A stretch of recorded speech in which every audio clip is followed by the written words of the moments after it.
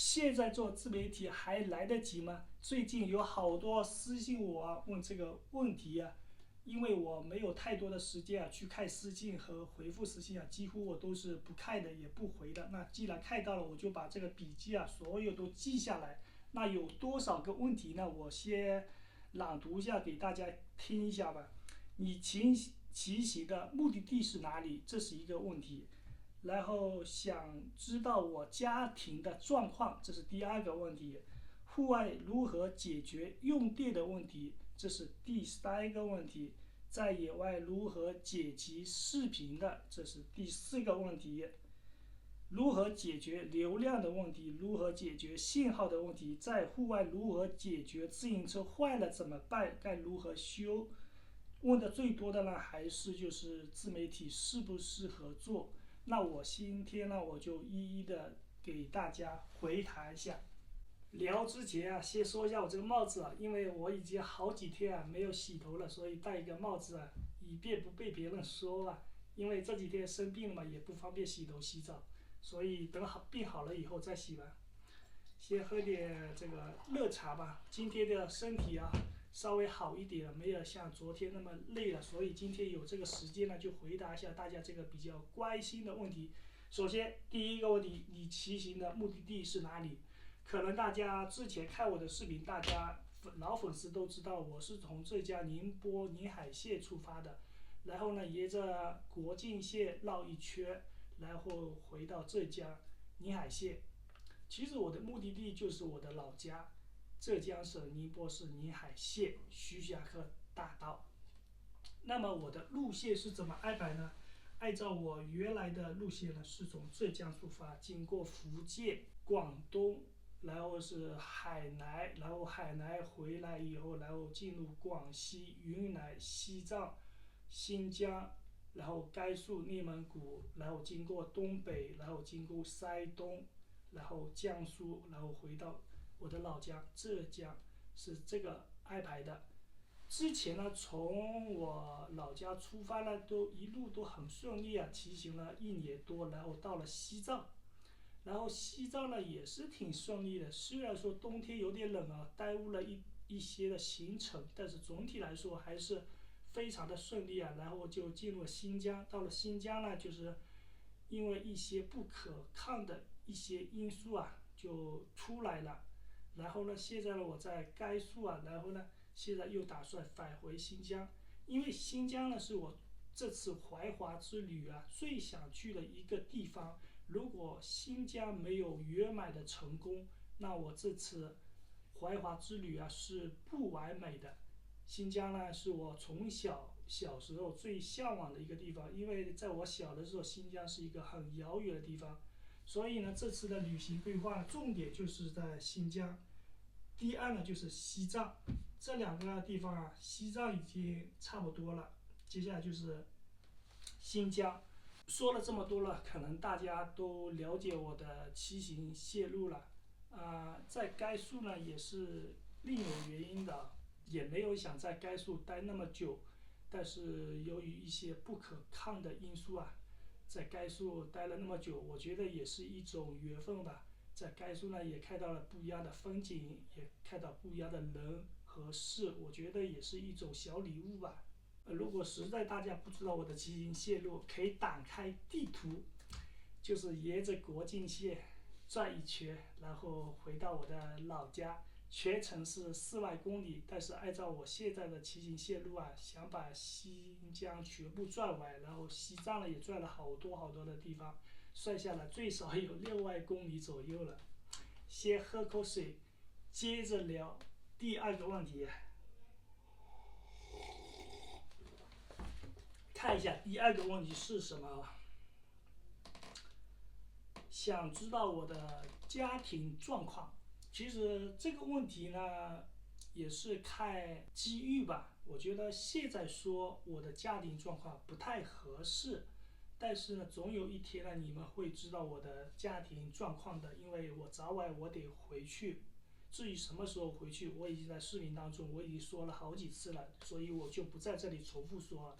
然后我们再来说一下第三个问题，户外如何解决用电问题其实解决用电问题非常的简单，充电宝和太阳能充电板，再加上呢，在马路边上超市啊，或者向老板充一下电也可以，或者说租旅店充也是可以的，这是非常简单的。如果你是夏天的话，用那个太阳能板直接就够用了。像我的话，在户外用电量最大的就是手机了，因为用这个手机拍照它是很耗电的，还有是剪视频、玩手机也是很耗电的。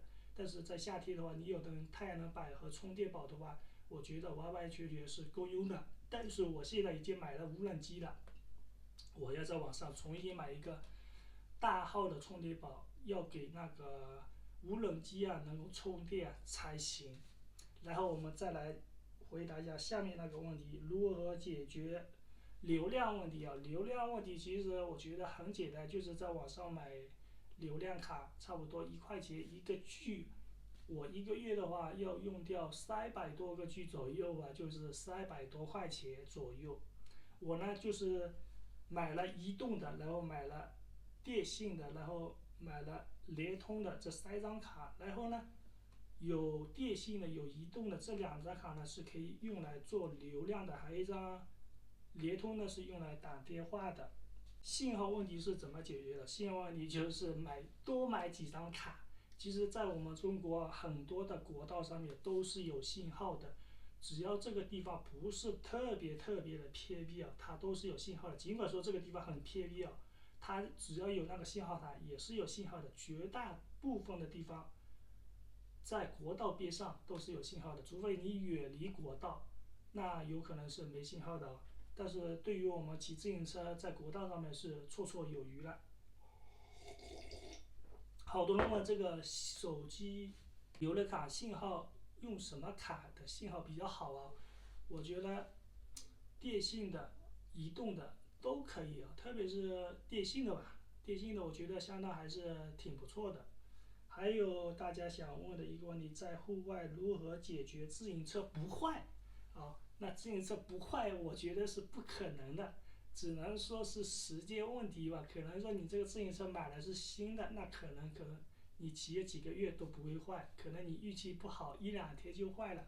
就好比拿我的自行车来说，我的自行车买了差不多有几个月了吧，它有的地方也坏，但是只要它不是坏到了主心骨，就比如说我的坐垫坏了，还有呢，它是这个档位坏了，档位坏呢自己也能修，这个修的话看个人的能力了，这个变速器还是比较难修的。如果你自己不会修，那就找修理店修。那有的人问了，如果你在无人区坏了怎么办？如果这个地方没有自行车那怎么办？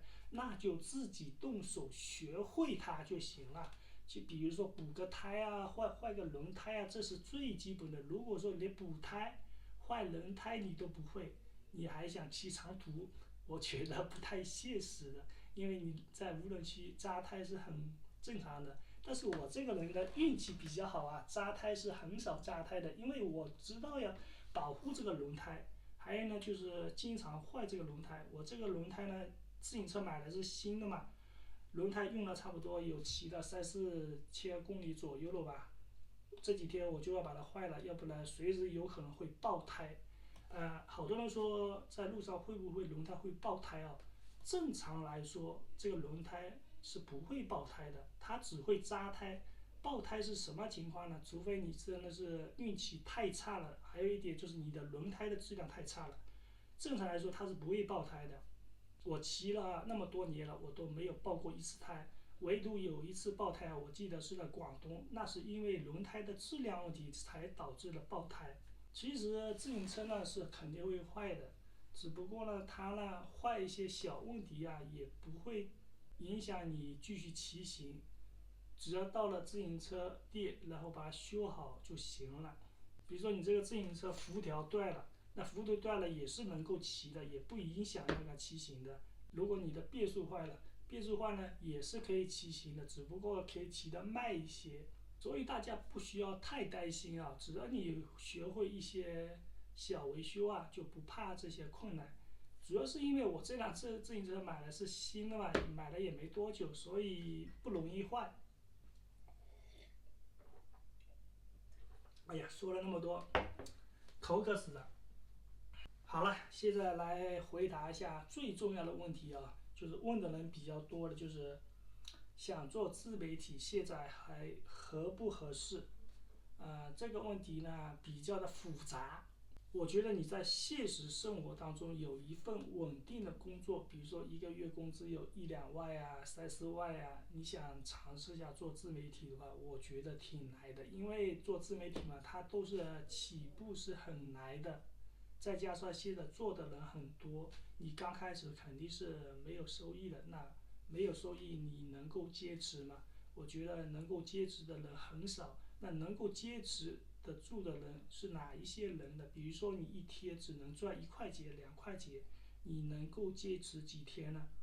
我打个比喻吧，我刚刚出来骑自行车的时候，就一天就是1块钱、2块钱，然后到了福建就是3块钱左右，然后到了广东好像就是7-8块，到了海南就是一天的话就是10块钱左右了。然后到了广西的话就20块钱左右了，到了云南的话就是30几块钱左右了，就相当于这些收益啊，在你生活的花费当中啊是可以忽略不计的。如果你可以坚持一个月没有收益，或者说2个月没有收益，你能够坚持吗？有的人说我可以坚持，但是你要想到，你要这么想，就是你每天要日夜的拍视频，然后晚上要剪视频，一天的收益只有10块钱，可能连这个吃顿饭的饭钱都不够。我觉得能够坚持下来的人很少很少，这个当然看每个人的能力了。有些人就坚持一个月，可能收益就非常的可观，那是他的能力问题，他的口才的问题。像这种一开始啊收益很低很低，那一般什么样的人能够坚持下来的？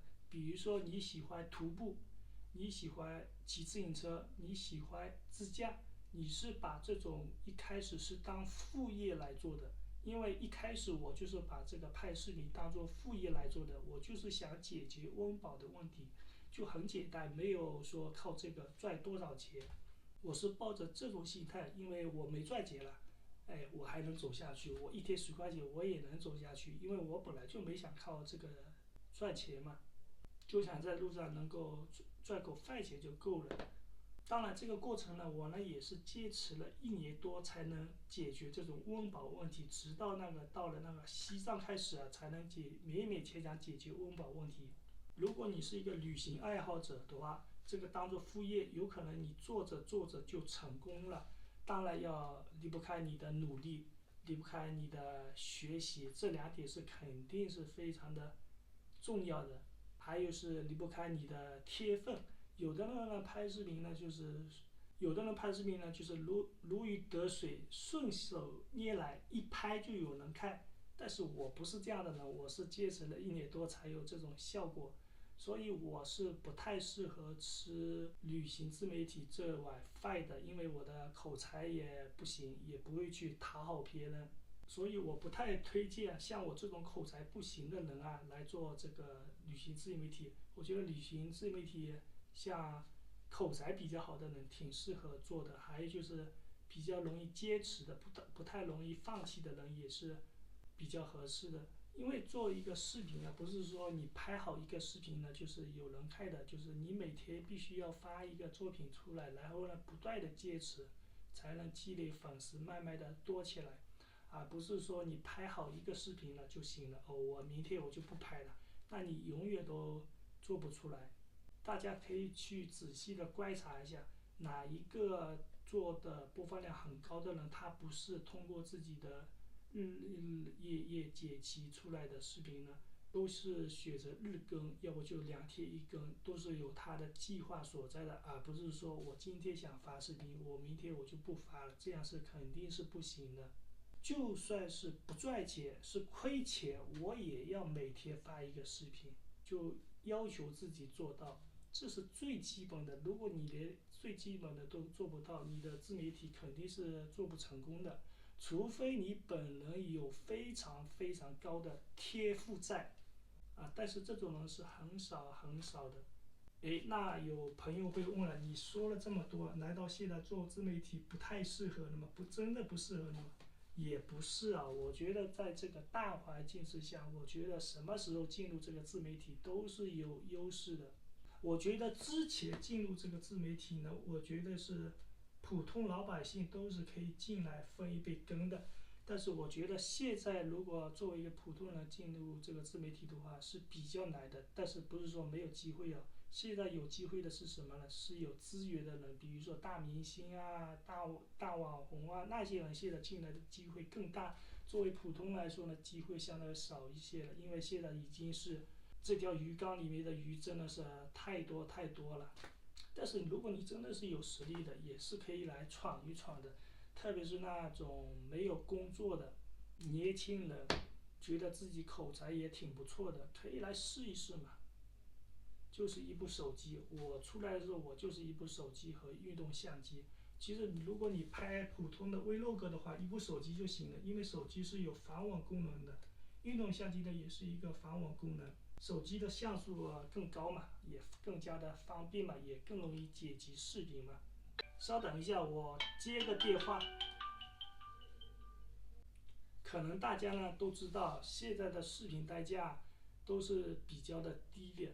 之前的视频代价，我听别人说是挺高的，因为我做自媒体做起来的时候就已经是很晚了，这个代价就已经是下来了，所以现在靠视频流量赚钱是赚不到钱的。那现在靠什么呢？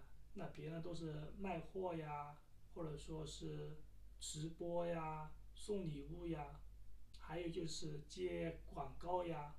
那我这些呢，我都没有做，我呢就是赚点这个流量。但是如果大家想做的话，靠这个视频流量赚钱是不太现实的，但是终归还是需要这个带货的。这一点大家必须要去了解一下。等一下你做了这个自媒体，哎呀，这个怎么一点都不赚钱啊？我播放量那么高，为什么还不赚钱呢？所以你做自媒体，你必须要想好，如果你想靠这个赚钱，那你就必须带货。如果你既不想带货，就想拍点视频，又想赚钱，那是不现实的。其实这个行业呢，我呢也不太了解啊，因为刚开始19年做这个自媒体啊，我也是一个小白，包括做到现在啊，从自己剪视频、自己发视频，都是自己完成的，也没有任何人教我，都是自己慢慢的琢磨起来的。从刚开始乱拍，到现在也拍的也不怎么样哦。